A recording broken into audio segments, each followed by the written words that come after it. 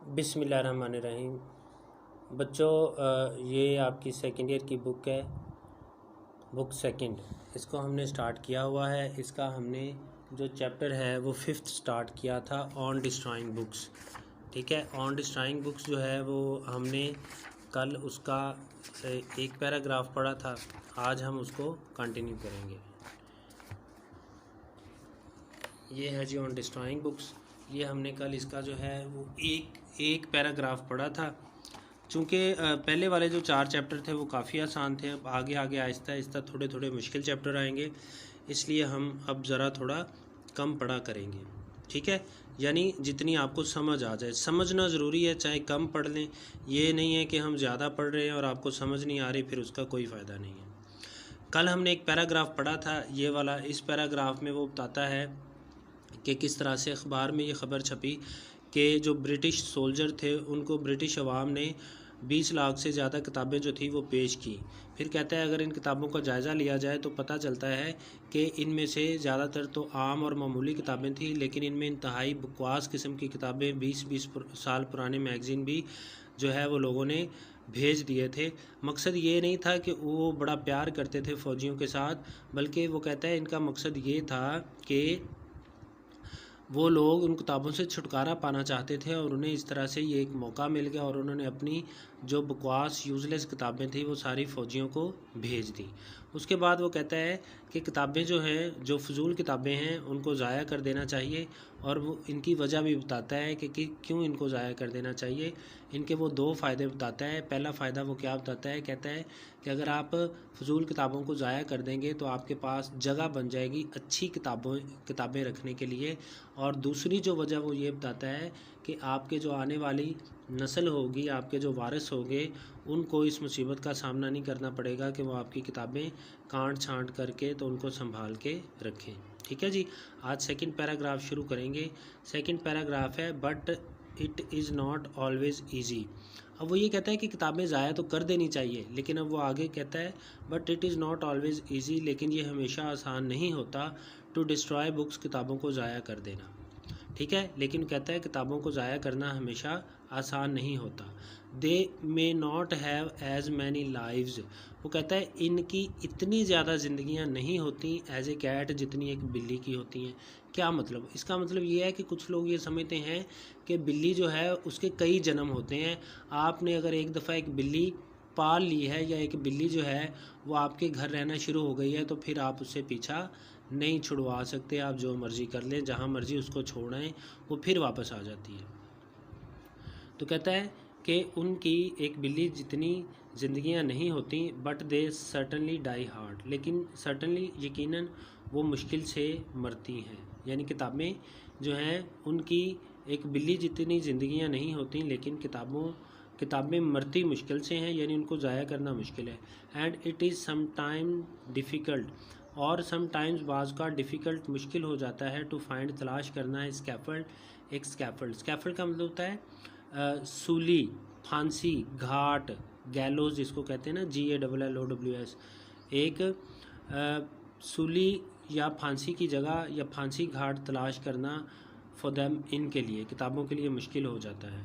This difficulty, ये मुश्किल, once एक बार, ब्रॉट मी, मुझे ले आई, ऑलमोस्ट तकरीबन, with in the shadow, Sai में, ऑफ द रोप, रस्सी के साय से मुराद क्या है इसका?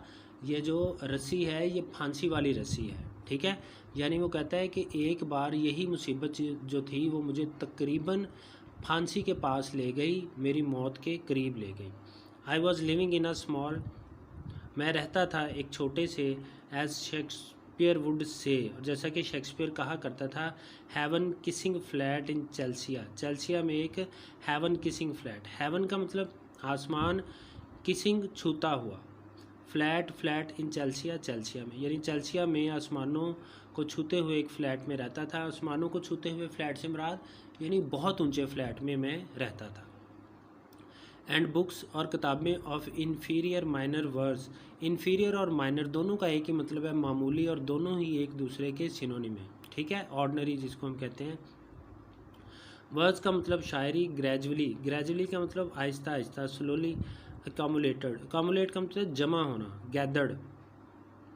देर वहाँ जमा हो गई, अनटिल एट लास्ट हता कि आखिरकार, I was faced with alternative कि मेरे पास एक ही अल्टरनेटिव बचा था। अल्टरनेटिव का मतलब होता है सब्सिट्यूट, मुतबादल। मेरे पास एक ही मुतबादल बचा ऑफ इधर एविक्टिंग कि या तो मैं निकाल बाहर करूं, एविक्ट कर दूं, एक्सपेल कर दूं, किक आउट कर दूं द बुक्स किताबों को, और एल्स या लिविंग दैम इन सोल उन्हें छोड़ दूं तन्हा, अनडिस्टर्ब्ड बगैर डिस्टर्ब किए, टेनेंसी मलकियत में। यानी या मैं किताबों को बाहर निकाल दूं या फिर उन्हें अपनी फ्लैट की जो है वो पूरी की पूरी सोल तन्हा मलकियत उनके हवाले करूं, एंड टेकिंग रूम्स एल्सवेयर और कहीं और रूम्स ढूंढ लूँ, जगह ढूंढ लूँ फॉर माई सेल्फ अपने लिए, ठीक है। या उस फ्लैट को उनके हवाले करूँ, उन्हें डिस्टर्ब ना करूँ और ख़ुद अपने लिए कहीं और जगह ढूंढ लूँ।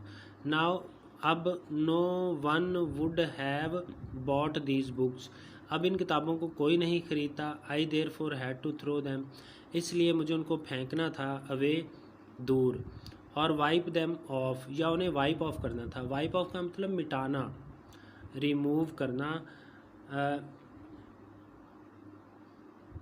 मैप नक्शे से, ऑल टुगेदर मुकम्मल तौर पर। नक्शे का क्या मुराद है?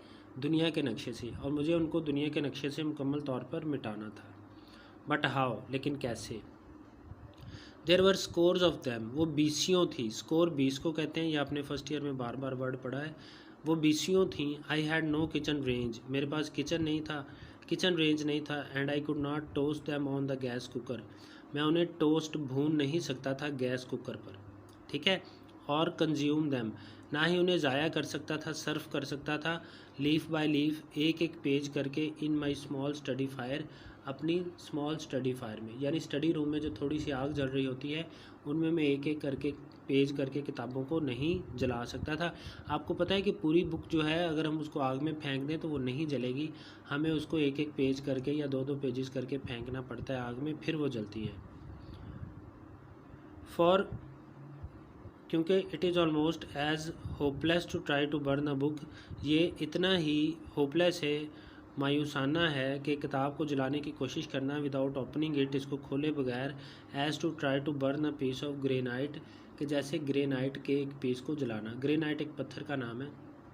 तो कहता है किताब को खोले बगैर या एक एक पेज करके जलाने के बगैर की बजाय उसे मुकम्मल तौर पर जलाने की कोशिश करना ऐसे ही है जैसे पत्थर के एक टुकड़े को जलाने की कोशिश करना।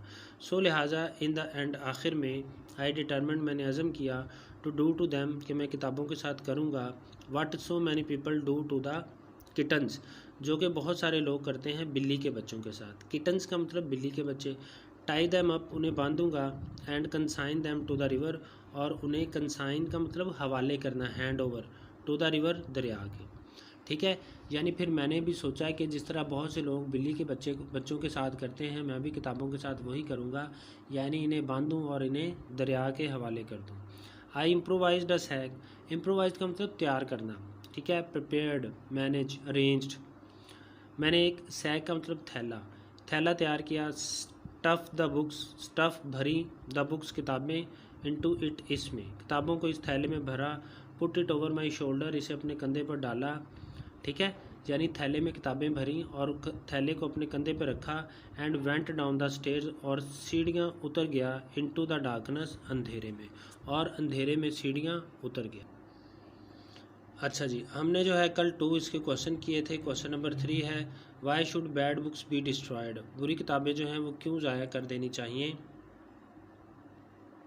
Bad books should be destroyed, बुरी किताबें ज़ाया कर देनी चाहिए, बिकॉज, क्योंकि देयर डिस्ट्रक्शन, उनकी तबाही, not only makes more room, ना सिर्फ मज़ीद जगह बनाती है, फॉर न्यू बुक्स, नई किताबों के लिए, but also save one's heirs, बल्कि ये वारसों को भी बचाती है the trouble of sorting out the rubbish, के इस मुसीबत से कि इस कूड़े करकट को सॉर्ट आउट किया जाए, कांट छाट इनकी की जाए, और स्टोरिंग इट, या फिर इनको महफूज करके रखा जाए, ठीक है। इस मुसीबतों से भी बचाती है। क्वेश्चन नंबर 4 है, why it is not easy to destroy books, किताबों को ज़ाया करना आसान क्यों नहीं है। Why is it difficult to destroy books, या किताबों को ज़ाया करना मुश्किल क्यों है।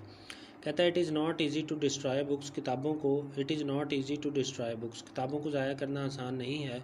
बिकॉज क्योंकि they may not have as many lives as a cat, उनकी बिल्ली जितनी ज़िंदगियाँ नहीं होती, but they certainly die hard, लेकिन यकीनन वो मुश्किल से मरती हैं। And it is some time difficult to find a scaffold for them, और बाज़ कात उनके लिए एक फांसी घाट तलाश करना मुश्किल हो जाता है। इट इज़ डिफ़िकल्ट टास्क, ये एक मुश्किल काम है, विच जो कि वंस एक बार ब्रॉट द राइटर मुसन्नफ़ को ले आया, ऑलमोस्ट तकरीबन with in the shadow of the rope, रस्सी के साए में। ठीक है, अभी रस्सी का साया क्या होता है ये मैंने आपको अभी बताया है। अगर कोई क्वेश्चन हुआ तो पूछिएगा, कल इंशाल्लाह कंटिन्यू करेंगे। अल्लाह हाफिज़।